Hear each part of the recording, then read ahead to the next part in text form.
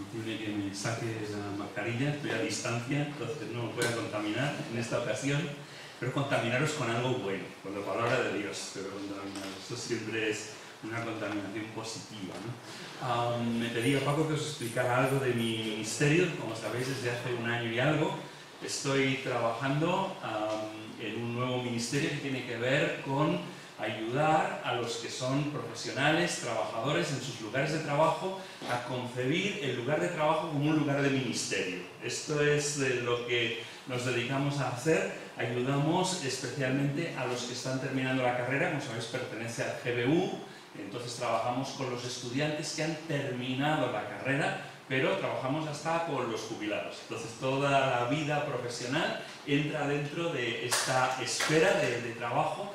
Y en primer lugar ayudamos a los que están terminando la carrera a relacionar bien el final de la carrera con su primer empleo, ¿no? Por lo tanto tenemos todo un proyecto que se llama Transitio y tiene que ver con eso, con la transición entre el mundo del estudio y el mundo profesional, ¿vale? Luego también tenemos lo que se llaman los grupos profesionales. Los grupos profesionales hay de varias profesiones, hay de médicos, enfermeras, están los del mundo de la empresa, los directivos y empresarios, la gente del derecho, la gente que está en ciencias, en fin, hay un montón de maestros también, los profesores de instituto, en fin, hay todo un montón de grupos profesionales. Ahora estamos comenzando uno de comunicadores, que es nuevo para los periodistas y así, para que en sus lugares de trabajo sean capaces de reflejar a Jesús y también pues de influir en el entorno con el mensaje del Evangelio.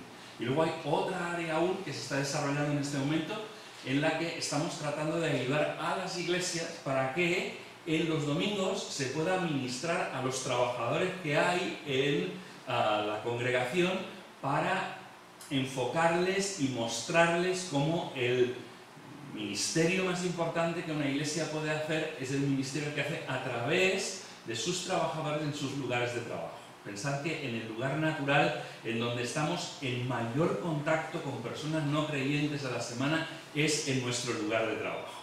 Eso incluye pues, a los estudiantes de instituto, incluye a los estudiantes de universidad, pero incluye a todos los que están en relación en su mundo de trabajo. Ahí es natural, nos pagan incluso por hacer ese trabajo y estamos en un lugar en donde tenemos contacto natural con personas no creyentes y en donde podemos reflejar el Evangelio y tener oportunidad de compartirlo.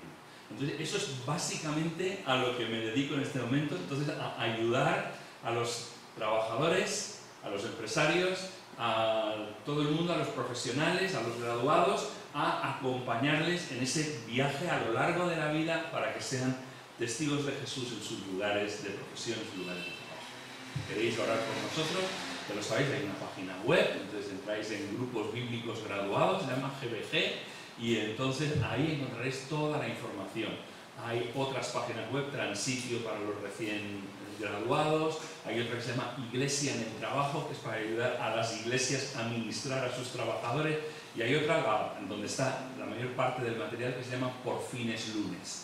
Entonces algunos dirán, ¿cómo que por fin es lunes? Sí, por fin es lunes. Por fin ha llegado el momento en donde puedes ir y hacer aquello para lo cual Dios te había llamado, ¿no? Por lo tanto, para nosotros consideramos que es un gran momento el lunes, ¿no? No es la cosa mala, sino la cosa buena, poder ir a nuestros trabajos y hablar de Jesús. Bien, una vez os he explicado un poquito acerca de nuestro ministerio, deciros que hoy os traigo una palabra del Señor en el libro de Josué. Entonces, si me queréis acompañar al libro de Josué, al capítulo 15. Capítulo 15 de Josué, y voy a leer 7 versículos del 13 al 19, incluyendo los dos. Josué capítulo 15, versículos del 13 al 19.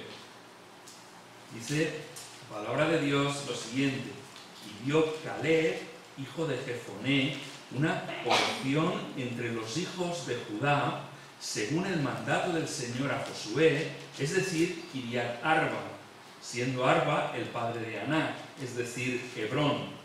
Y Caleb expulsó de allí a los 3 hijos de Aná, Sesai, Aimán y Talmai, hijos de Aná. De allí subió contra los habitantes de Debir. El nombre de Debir antes era Kiriat Sefer. Y Caleb dijo: al que ataque a Kiriat Sefer y la tome, yo le daré a mi hija Acsa por mujer. Y Otoniel, hijo de Cenaz, hermano de Caleb, la tomó, y él le dio a su hija Acsa por mujer. Y sucedió que cuando ella vino a él, éste la persuadió a que pidiera un campo a su padre. Ella entonces se bajó del asno, y Caleb le dijo: ¿qué quieres? Y ella le dijo: dame una bendición. Ya que me has dado la tierra del Negev, dame también fuentes de agua. Y él le dio las fuentes de arriba y las fuentes de abajo.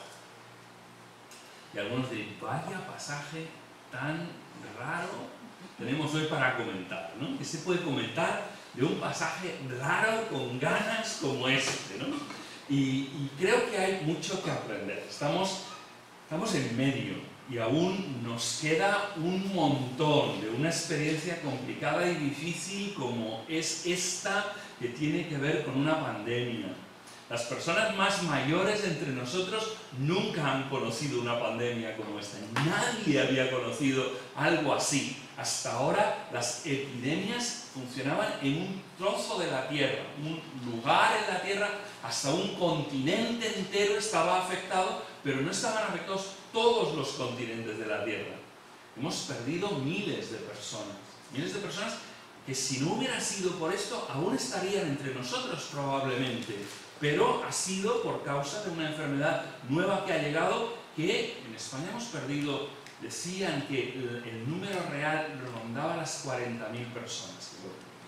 Parece poca cosa, a mí me parece, en fin, sobrecogedor. No puedo decir otra cosa y estamos todos nosotros metidos ahí en medio, ¿no? A cualquiera de nosotros, nadie está libre, a cualquiera de nosotros nos puede dar. Estamos sufriendo un golpe enorme, ¿no? Estamos siendo golpeados como civilización, como cultura, aquellas cosas en las que habían puesto nuestra confianza, aquellas cosas que nosotros pensábamos que iban a ser para siempre, ¿no? Y de golpe todo eso se sacude, todo nuestro mundo tiembla, ¿no? Y estaba pensando en quién nos podría ayudar a comprender, y pensaba en este personaje, en el personaje de Caleb. Creo que Caleb tiene un montón de cosas que enseñarnos a nosotros. Entonces, antes de meterme en este pasaje concreto, déjame contarle algunas cosas sobre Caleb. Mirad, Caleb tenía todas las posibilidades, él tenía todos los números de tener una vida frustrada y fracasada. Sabéis que a veces decimos que hay niños que llegan al mundo con las cartas marcadas. Hay niños que llegan al mundo con... En fin, es muy difícil escapar al destino porque han nacido dentro de una familia que es una familia rota, que es una familia en donde hay droga, por ejemplo, en donde hay cosas muy malas como alcohol, en fin, o maltrato en la familia. Hay tantas cosas que pueden suceder y cuando un niño nace ahí adentro es muy difícil escapar al destino. Pues de alguna manera tenéis que conocer un poco el trasfondo en el que Caleb nace. Caleb nace dentro de una familia de cenezeos, ¿vale? Eso puede no deciros ninguna cosa especial. Pero tenéis que saber una cosa, que los cenezeos no eran descendientes de Jacob, sino que eran descendientes de Esaú. Ostras, aquí comienza a haber un problema grave, ¿no? Porque sabéis que ahí hay un problema desde que Jacob y Rebeca engañaron a Isaac para hacerse con la bendición de Isaac. Y desde entonces las relaciones entre Jacob y Esaú, Jacob es llamado el engañador, ¿no? Es una persona que estafó, ¿no? Que se dejó convencer por su madre para tener algo que no le pertenecía. Y entonces él hizo algo que rompió las relaciones entre los dos hermanos para siempre.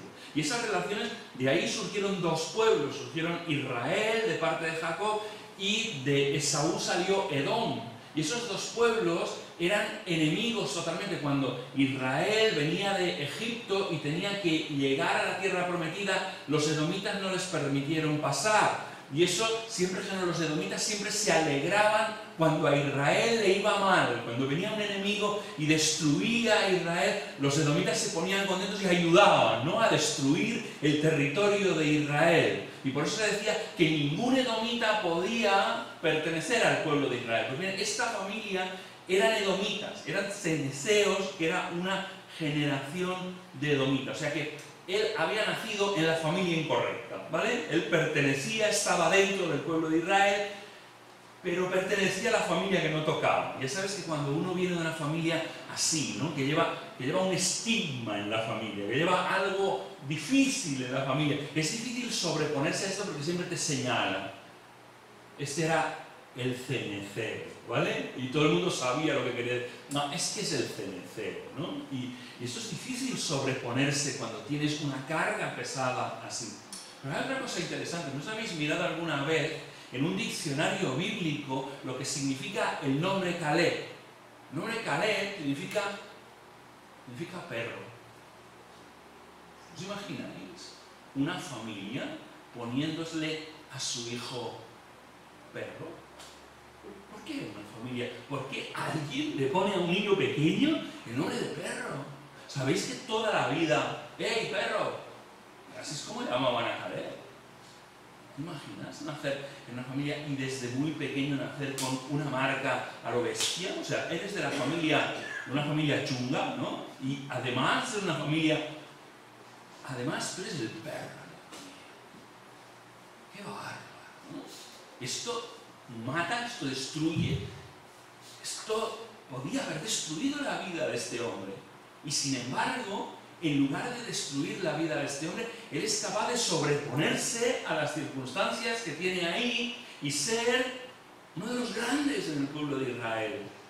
Y eso es algo que nosotros tenemos que entender. Cuando nosotros encomendamos nuestra vida al Señor, cuando nosotros confiamos nuestra vida al Señor, cuando nosotros creemos en el Señor y realmente ponemos nuestra fe en Él, no importa cuál ha sido tu pasado, no importa todas las dificultades que tú has tenido que cargar, no importa la mochila que llevas, no importa todo lo que los demás piensan de ti, no importa incluso lo que tu familia te ha hecho a lo largo de los tiempos, porque en el Señor tienes una identidad nueva, tienes una identidad que es distinta, que es nueva. Nosotros tendemos a edificar nuestra identidad sobre lo que hemos sido en nuestra familia. Tendemos a identificar nuestra identidad con nuestros fracasos. Tendemos a identificar nuestra identidad con nuestros éxitos. Y al final parece que somos los éxitos que cuando los perdemos nos quedamos sin identidad. O cuando perdemos esa familia y esa familia se gira a espaldas, parece que ya no somos nada. Pero en el Señor la identidad es distinta. Es una identidad que tú no puedes perder. ¿Y sabes por qué no la puedes perder? Porque no la ganaste tú tampoco. Y tú solo puedes perder lo que ganaste tú, pero lo que otro ganó para ti, tú no puedes perderlo. Y tú tienes una identidad que el Señor ha puesto en ti, que el Señor ha marcado en ti. Tú dices, eres mío, dice el Señor. Y por lo tanto da igual cuál sea tu identidad anterior, porque tienes una nueva en Cristo, estás en Cristo y tú ahora eres alguien nuevo. No importa lo que los demás piensen de ti, en el instituto, en la universidad, en todos los lugares, en tu lugar de trabajo, porque tú eres nuevo en Cristo. En segundo lugar, os presento más cosas que Caleb. Caleb tuvo que enfrentarse toda la vida a la gente.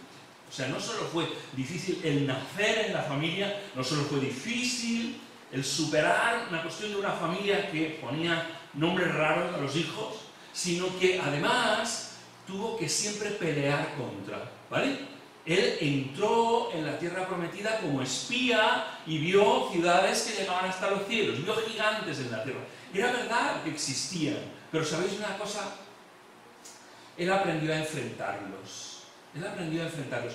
Cuando regresó con ese informe, y todos los demás espías, excepto Josué y Caleb, eran los dos únicos que daban un informe positivo, pero todos los demás decían, no se puede, no se puede, las ciudades son demasiado fuertes, la gente son gigantes en la tierra, no se puede, no podremos, moriremos todos. Ellos decían, sí se puede, sí se puede. Y ¿sabéis lo que pasó? Que los quisieron apedrear, los quisieron matar a ellos dos. Él tuvo que caminar por el desierto 40 años con un pueblo que le quería matar, ¿vale? Entonces, le querían matar los gigantes, le querían matar los de su propio pueblo. No fue fácil la vida de este hombre, pero Caleb sabía una cosa. Caleb sabía que un hombre con Dios es más fuerte que todo un pueblo. Caleb sabía que un hombre que cumple con el llamado que Dios le ha dado es más fuerte que los gigantes. Y claro, son cosas que nosotros tenemos que comenzar a entender. ¿Para quién vivimos? Vivimos para la audiencia de uno realmente. Tocas el concierto de tu vida para la audiencia de uno. No para que gustarle a los demás. Tú no tienes que gustarle a los demás. Tú no tienes que hacer cosas para que los demás te aplaudan. Tú tocas un concierto para uno realmente. A ti te importa el aplauso de uno, no el aplauso de 25.000. Hay veces que hay gente que tiene una popularidad enorme, pero Dios no está detrás de ello. Dios no está en esa vida, sino que a veces Dios está en la vida del único que hace lo que se supone que no debe hacer. Es más fuerte que los gigantes un hombre con Dios. Es más fuerte que las fuerzas de la religión. Aquella gente tenía, el pueblo de Israel tenía una religión realmente, pero habían perdido la confianza en el poder que esa espiritualidad podía tener. Y a veces pasa en las iglesias. A veces pasa en las iglesias evangélicas. Podemos seguir manteniendo todos nuestros cultos, podemos seguir manteniendo todo lo que hacemos, pero haber perdido la confianza en que creer en Dios tiene poder, en que la fe tiene poder y cambia las cosas. Y hemos perdido la confianza en su poder realmente. Pero Caleb no. Caleb no había perdido la confianza de que él podía derribar a los gigantes, de que él podía incluso atreverse a desafiar al pueblo entero, aun cuando había el peligro de que le apedreasen. Su forma de contar cuántos estaban con él, cuántos estaban a su favor y cuántos estaban en su contra era distinta a los demás. En tercer lugar, una tercera cosa de Caleb, tercera cosa interesante. Él vivió un tiempo de cambios brutales. Nosotros nos quejamos, ¿no?, de los tiempos de cambio que nos han tocado vivir y sinceramente, hermano, lo más pesado de este tiempo es que hay que ir con más calma, porque todo lo demás no es tan grave lo que estamos viviendo en último término en el día a día. Es grave para el que le toca la enfermedad, para el que muere de la enfermedad, para la familia que está alrededor. Claro que es grave la situación, pero para muchos de nosotros nos ha cambiado, nos ha traído incomodidades. Pero quiero decir que para Caleb no eran simplemente incomodidades. Pensad en todo el trayecto de la vida de Caleb y ver todos los cambios que se produjeron. Él nace en Egipto, este hombre, nace en medio de la esclavitud. Él vivió como esclavo en Egipto y tuvo que aprender qué es eso de la opresión, porque cada vez la opresión iba a más con el pueblo de Israel. Cuando ellos querían salir, el faraón les oprimía más. Y entonces él tuvo que aprender a vivir bajo esa esclavitud. Él tuvo que aprender luego a pasar por el Mar Rojo, a verse perseguido de casi los pillan y ver la experiencia de Dios abriendo el Mar Rojo y luego cerrándose sobre los enemigos. Él tuvo que ver la experiencia de ver cómo todos sus compañeros daban un informe negativo acerca de lo que era ese lugar que Dios les había prometido, les había dicho que era bueno. Y él tuvo que contradecir ese informe negativo. Él tuvo que andar 40 años en el desierto con ese pueblo que le quería apedrear. Él tuvo que cruzar el Jordán. Él tuvo que pelear y guerrear en la tierra prometida cuando ya entraron en la tierra y comenzaron a pelear. Cambios, cambios, cambios. Si alguien vivió cambios en su vida, son los cambios que vivió este hombre. Porque eso es vivir la vida cristiana. Vivir la vida cristiana es vivir una era de cambios. ¿Sabéis lo que hace cuando llega a los 85 años? No pide la jubilación. No, si estáis pensando, pues a los 85 pidió la jubilación. No, no pidió la jubilación. ¿Sabéis lo que pidió? Dice, dame la tierra de las montañas. Dame aquel lugar donde hay los gigantes, porque estoy más fuerte ahora que cuando era joven. ¿Entendéis el espíritu que había en este hombre? Una de las cosas que es de las peores que nos puede ocurrir es que estos tiempos no sean tu tiempo. A mí se me cae el alma al suelo, por decirlo de alguna manera suave, Cuando alguien dice, es que en mis tiempos, yo sabes lo que pienso y digo, ¿ya estás muerto? ¿Ya estás muerto? Porque si estás vivo, es que estos son tus tiempos. Y aquí tienes algo que hacer. Y estás aquí para algo. Mis tiempos no eran cuando yo tenía 20 años, queridos. Mis tiempos no es cuando tenía 40. Mis tiempos no son ahora que tengo 60. Mis tiempos son mientras esté vivo. Estos son mis tiempos. He venido aquí para dar guerra, ¿vale? Y he venido aquí para cumplir con el llamamiento que un día Dios me hizo. Y no me lo ha quitado. No me ha dicho nunca, ya puedes parar, ya te puedes retirar. A mí el Señor no me ha dicho que pare. A Caleb tampoco. Tenía 85 años y todos los demás. ¿Cómo? ¿Qué gasolina tenía este hombre? ¿Qué tipo de combustible empujaba su vida? ¿Qué marca de pilas gastaba este hombre que cuando llega a esta edad dice que me den los gigantes, ¿no? Cuando nosotros estamos con 85 años, ¿no? Uy, tranquilidad, ¿no? Paz, que ya he peleado mucho en la vida, ¿no? Yo ya he hecho lo que tenía que hacer en la vida, ¿no? Ahora me toca pau y tranquilidad, buenas supetas, buenos alimentos, ¿no? No, estás aquí hasta el día que el Señor se te lleve. Esto es tus tiempos. ¿Entendéis? Cambios, cambios, cambios. Estamos aquí, los cristianos estamos hechos para la época de los cambios. Estamos hechos para este momento, es que hemos llegado aquí. Tenemos un propósito. Los demás no saben para qué han llegado a este momento. No tienen ni idea de para qué están aquí en la tierra, pero nosotros tenemos una idea muy clara de para qué estamos aquí en la tierra. Tenemos un propósito que es la misión de Dios. Dios nos ha traído aquí con la misión de que los demás le conozcan, con la misión de destruir el mal en donde esté el mal. Y nosotros tenemos esa función de traer la justicia y el derecho, de lo cual leíamos hoy en los Salmos. La justicia y el derecho, de pelear por esas cosas, que es lo que pelea a Dios, y Dios nos ha enviado para eso. Esos son los gigantes que a nosotros nos ha tocado vivir. Vale, os he hablado de Caleb. Me he comido como el 50% o más de mi tiempo. Ahora, dejadme que os hable de alguna cosa más de este texto que hay aquí. En este contexto quisiera hablaros de algunas enseñanzas, de dos enseñanzas. Y es una pequeña mirada a otra generación de ceneceos. Ahora vamos a ver qué es lo que ha quedado en la siguiente generación de lo que era Caleb y de lo que Caleb hizo. Nuestra obra en muchas ocasiones no se mide mientras estamos aquí, sino nuestra obra se mide cuando ya no estamos aquí, cuando has dejado ese lugar. ¿Qué queda de lo que has dejado de alguna manera, ¿no? ¿Qué es lo que ha quedado impreso en las vidas de la siguiente generación? Es fácil que los hijos te obedezcan mientras tú estás a su lado, porque de alguna manera tienes la capacidad de empujarles a que lo hagan.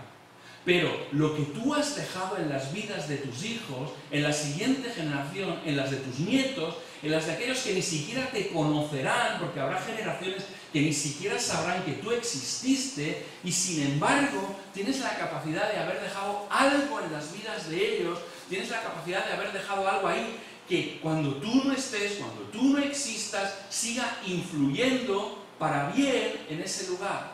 Y esto es lo que vamos a ver ahora. ¿Qué dejó Caleb en las vidas? Fijaos una cosa, es muy curioso, porque Caleb, ¿sabéis cuántos hijos tenía? Caleb tenía 15 hijos varones. Y el Señor decide explicarnos el legado de Caleb, no a través de ninguno de esos hijos varones, sino a través de una hija. ¿Sabéis? Las hijas no entraban en las genealogías de Israel. No aparecen hijas en las genealogías de Israel, aparecen hijos. Y sin embargo, aquí el Señor quiere mostrarnos el impacto de la vida de Caleb en la vida de una hija. Qué curioso. Vamos a ver un par de cosas. No sé si os ha chocado algo en el texto, pero os tiene que haber chocado cosas en este texto, porque el texto es raro con ganas. En primer lugar, la primera cosa que os tiene que haber chocado es que aparentemente Caleb entrega en matrimonio a su hija al más bruto. No sé si lo habéis visto así, pero tiene misterio el tema. Dice, al que conquiste la ciudad, al más bruto de todos, a este es al que le voy a dar mi hija. Y dice, Caleb, ¿siempre tan bruto? O sea, no, por favor, esta niña, imaginad ahora, ¿vale? Que vosotros, en aquel tiempo se hacía así, ¿eh? En aquel tiempo las cuestiones no funcionaban por romanticismo y enamoramiento, sino que eran los padres los que buscaban al mejor candidato que podían encontrar para casar a sus hijos y a sus hijas. Así funcionaba en aquel tiempo, ¿eh? Y algunos padres pensaban, esto es terrible, imaginaos que ahora vuestros padres decidieran por vosotros con quién tenéis que casaros, ¿no? Pues así funcionaba en aquel tiempo. Vosotros podéis pensar, esto es malo, esto es malísimo. Bueno, déjame, en primer lugar, yo no estoy abogando en forma de que los padres cristianos tengan que decidir por sus hijos con quién casarse. Esto no es lo que estoy diciendo. Si alguno se queda con esta idea, se ha quedado con una idea errónea, porque no es esta la idea, ¿vale? Déjame que continúe profundizando. Sí que quiero decir que a veces nosotros tenemos patrones que fallan, patrones que no son tan buenos como nosotros nos pensamos que son. Nosotros nos pensamos que un matrimonio construido sobre el romanticismo y el enamoramiento será más fuerte, más duradero y más feliz que un matrimonio construido sobre que los padres escojan con quién tiene que casarse. ¿Sabéis? Hoy en día hay culturas en las que sigue funcionando así. Y ¿sabéis una cosa? Cuando se hacen encuestas en esas culturas, vemos que los matrimonios construidos sobre la elección de los padres no son más infelices que los otros. Grado de felicidad de los matrimonios en países donde funciona por el romanticismo y por el enamoramiento. Grado en que funciona en países donde es decisión de los padres. Es muy parecido y hay países en donde el que han decidido los padres supera al que han decidido ellos mismos. Son datos. Tanto por ciento de divorcio y de fracaso familiar. El que han decidido los padres a nivel mundial tiene menos grado de fracaso que el que han decidido los novios de por sí, ¿vale? Entonces estoy diciendo, no nos sintamos tan superiores culturalmente, porque a veces lo que nos ocurre a los europeos es que nos parece que somos la última Coca-Cola del desierto, que somos una cultura súper civilizada, que somos una cultura pero muchísimo mejor y que los demás no saben cómo funciona el mundo. Mira, tampoco es así. No estoy defendiendo el otro sistema, solo estoy diciendo que el nuestro tampoco es tan bueno como nosotros pensamos. Esa es la primera cosa. La segunda cosa que tenemos en esta historia es que, curiosamente, y aunque no os lo parezca, lo que nos quiere mostrar es el cuidado de Caleb por su hija. Esto es lo curioso que nos quiere mostrar en esta historia. De alguna manera pretende mostrarnos que el cuidado de Dios por nosotros es parecido al cuidado de Caleb por su hija. Esto es la segunda lección. Porque hay una cosa que es muy importante, que es que cuando nosotros encontramos un personaje en la Biblia, encontramos a Abraham, encontramos a Moisés, encontramos a David, la Biblia no nos cuenta historias de Abraham realmente, no nos cuenta historias de Moisés, no nos cuenta historias de David, sino la Biblia nos cuenta historias de Dios realmente. La Biblia lo que nos está diciendo es que cuando Abraham actúa de una determinada manera, está reflejando el carácter de Dios, que Moisés está reflejando el carácter de Dios, que David está reflejando, que Caleb está reflejando. Por lo tanto, la Biblia predica de Dios.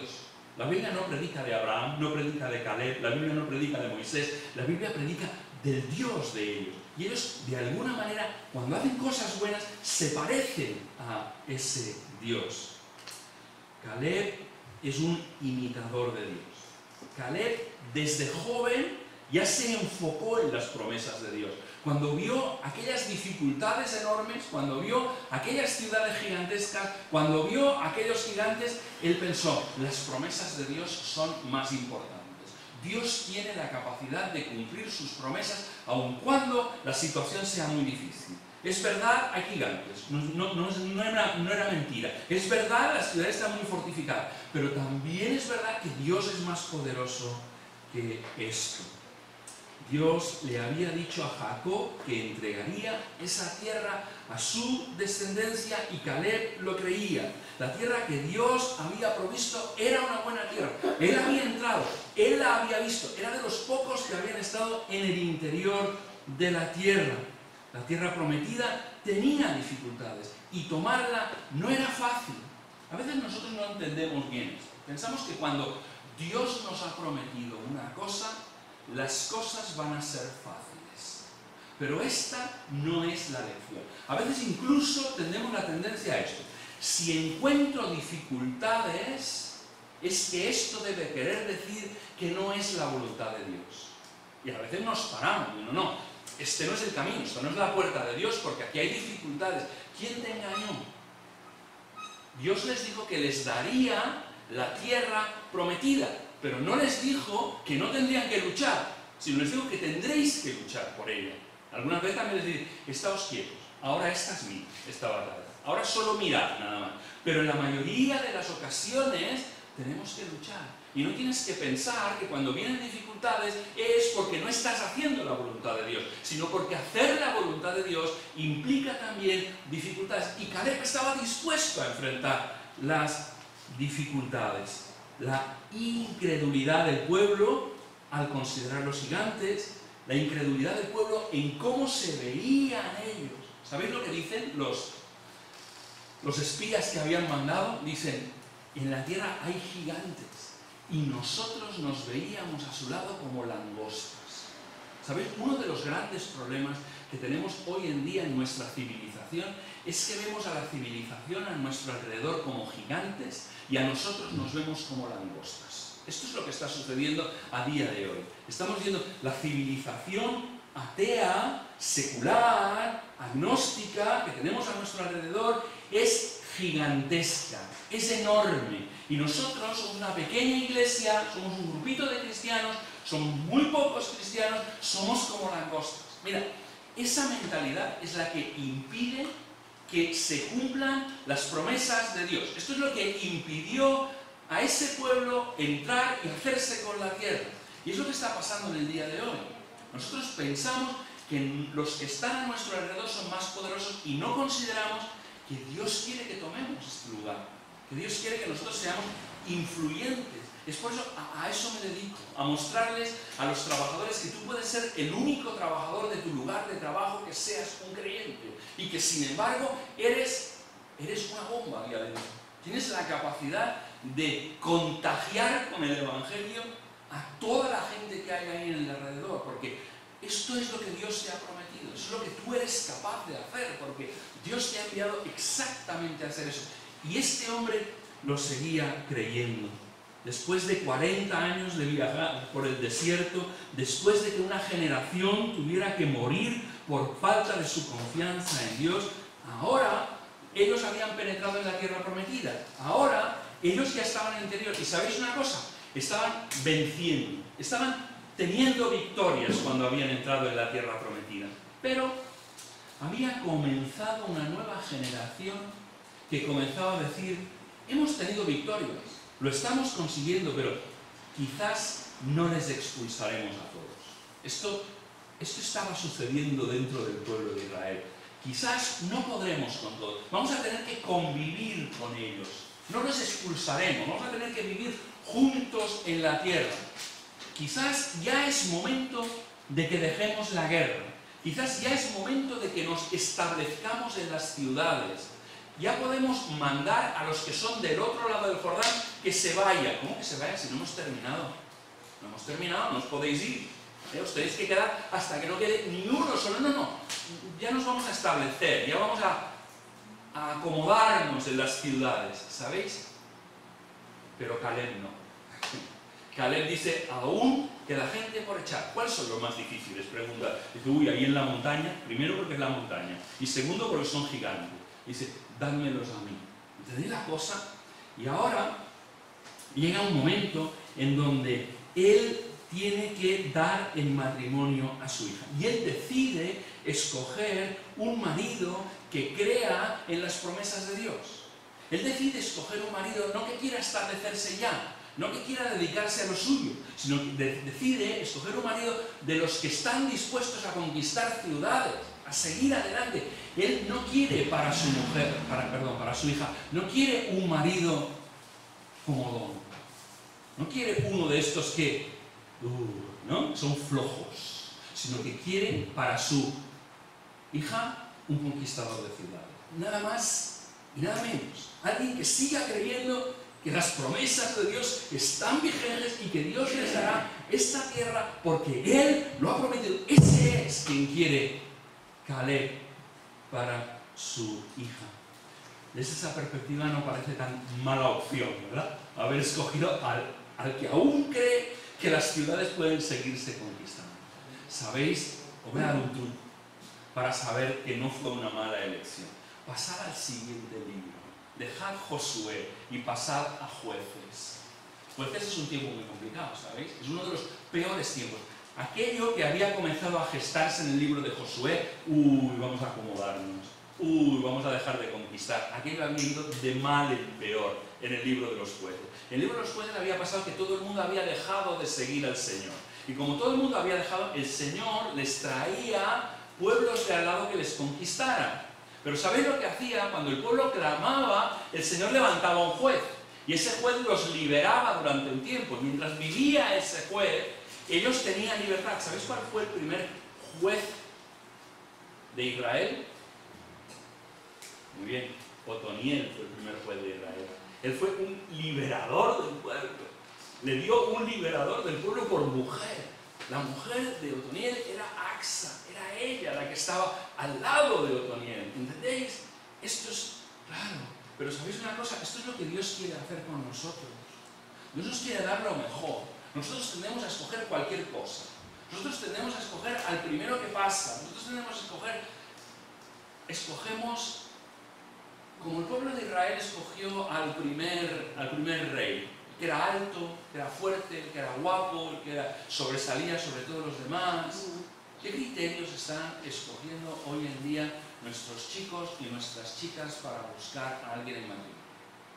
Esa chica que es chula, que es guapa, que es simpática, con la que me río mucho, ese chico que es agradable, que parece un buen partido, que es inteligente, que es guapetón,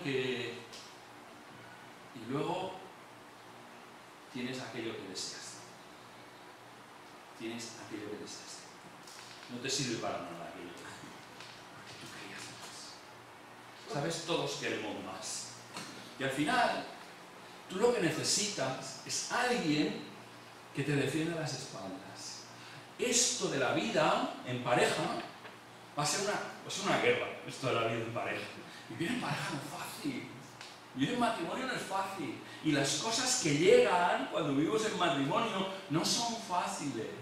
Llegan combates y batallas. Muchos días. Y si solo te guiaste por el amor romántico, si solo te guiaste por la erótica, si solo te guiaste por...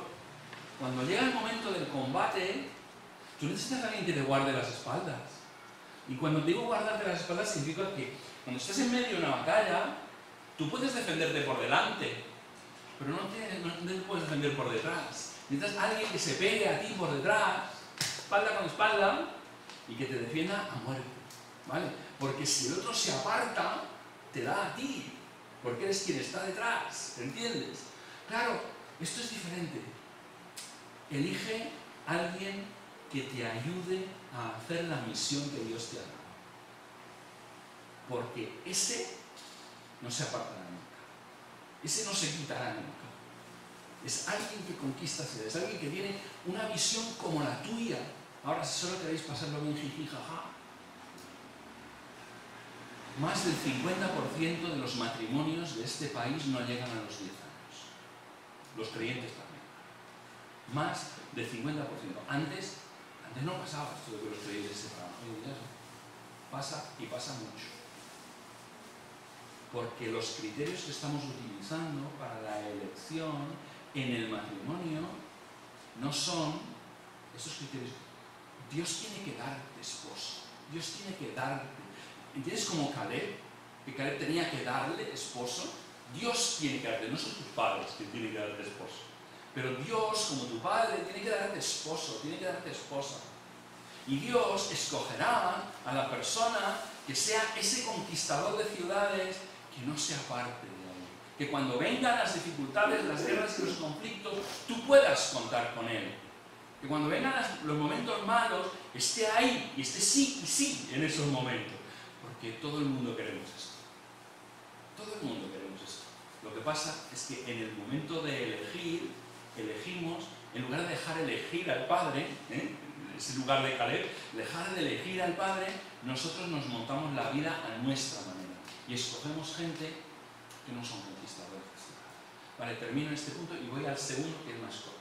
Tenéis esperanza de que no me alargue demasiado. El segundo punto tiene que ver con otra sorpresa que hay en este texto. Primero era esa sorpresa, ¿no? De que el padre le escoge a la hija al más dulce. No es esto, no tiene que ver con eso, sino que tiene más fe. La segunda es que el aspecto chocante de la historia es que da la sensación de que cuando Caleb da la dote para su hija, algo que era común en ese tiempo, Otoniel incita a Axa a pedir más. Dice, pídele un campo, ¿vale? Y ella se baja del burro, y entonces va y dice, oye, dame algo más. Dice, me has dado tierra en el Negev. No sé si habéis podido estar en Israel alguna vez, pero está en el Negev, es muy bruto aquello, es un desierto que hay desde Jerusalén para abajo y que llega hasta el Mar Rojo. Aquello es si el desierto de Judá es malo, el desierto del Negev es peor, ¿no? Dice, me has dado tierra ahí, le había dado Hebrón, la ciudad aquella de Hebrón, ¿no? Cerca de Hebrón, de Vir, ¿no? Y él, ¿qué es lo que nos quiere enseñar aquí, ¿no? Esta historia no quiere hablar de Axa, esta historia no quiere hablar de Otoniel, sino que esta historia quiere hablar de Dios. Esta historia, Caleb en esta historia ocupa el papel de Dios en los dos casos. Y lo que quiere enfatizar es la gracia y la generosidad de Dios. Realmente aquí Caleb no es más que un reflejo del Dios al que conoció y adoró toda su vida. Piénsalo bien. Te vas a acabar pareciendo a aquello que adoras.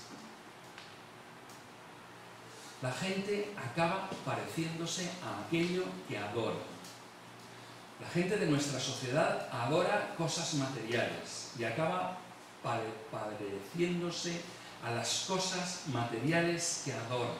Hay cristianos que adoran un modelo que no es el modelo bíblico de Dios y acaban pareciéndose al Dios al que adoran. Pero el Dios al que adoraba Caleb era el Dios de la gracia. Y él se comporta como el Dios de la gracia. En primer lugar, Dios no se molesta cuando le pedimos.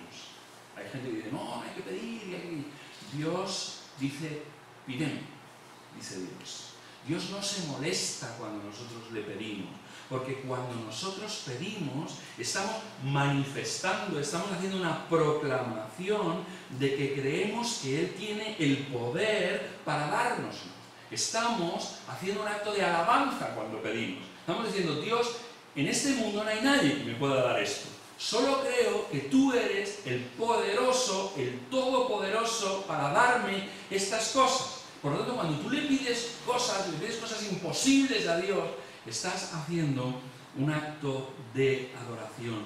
Dios se complace en darnos, porque cuando nosotros recibimos de Él, de una forma consciente, nosotros estamos dando gloria al Dios que nos lo da, y Dios merece toda la gloria. Por lo tanto, lo primero que está haciendo aquí ella es pedirle a un Padre que piensa que tiene la capacidad y el poder de darlo.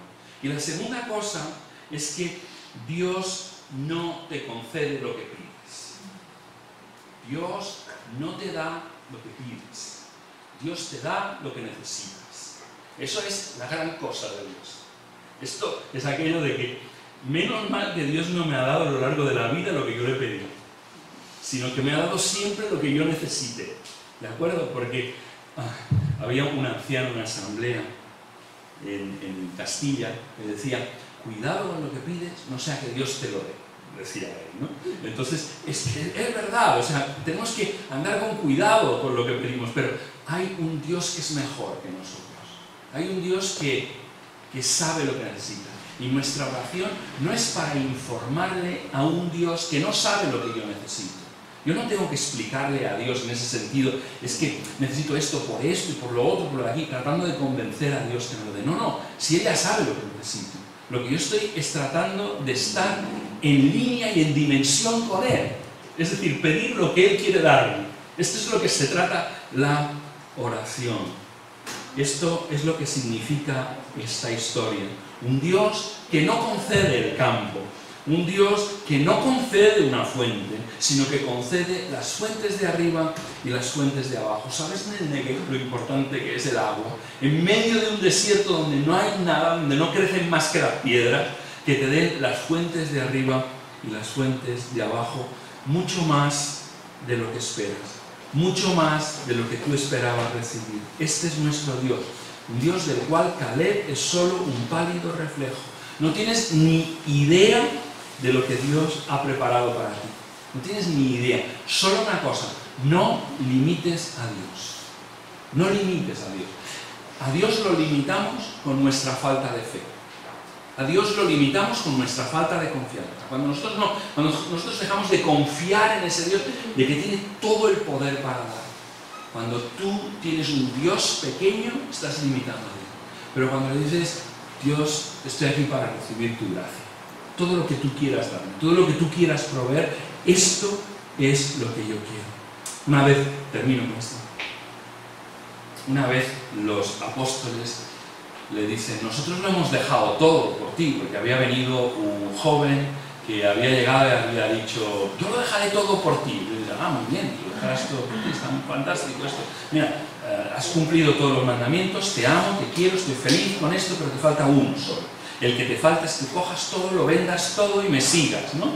Y entonces aquel dice que se fue triste, ¿no? Y vienen luego los apóstoles, nosotros lo hemos seguido todo, lo hemos dejado todo por seguir, ¿no? Y Jesús, ¿os acordáis de lo que contesta? Dice, a todos los que han dejado casas, tierras, familias, por mí, yo les daré en esta tierra 100 veces. Y luego les daré la vida eterna. Tú nunca le darás más a Dios que lo que Él va a darte a ti. Este es el Dios que conocía, el de las fuentes de arriba y el de las fuentes de abajo. Tú le pides un campo y Él te da el campo, las fuentes, las de arriba y las de abajo. Nunca Dios ha quedado en deuda con ningún ser humano. Solo tenlo presente esto. Bueno, quiero presentaros a Caleb y que haya sido de estímulo para vosotros en estos días de dificultad en los que tenemos, días de cambio, días complicados y difíciles. Que el Señor os bendiga con la fe de Caleb, con esa fe que cuando está puesta en el lugar adecuado nunca te dejará desanimar. Que Dios bendiga. Amén.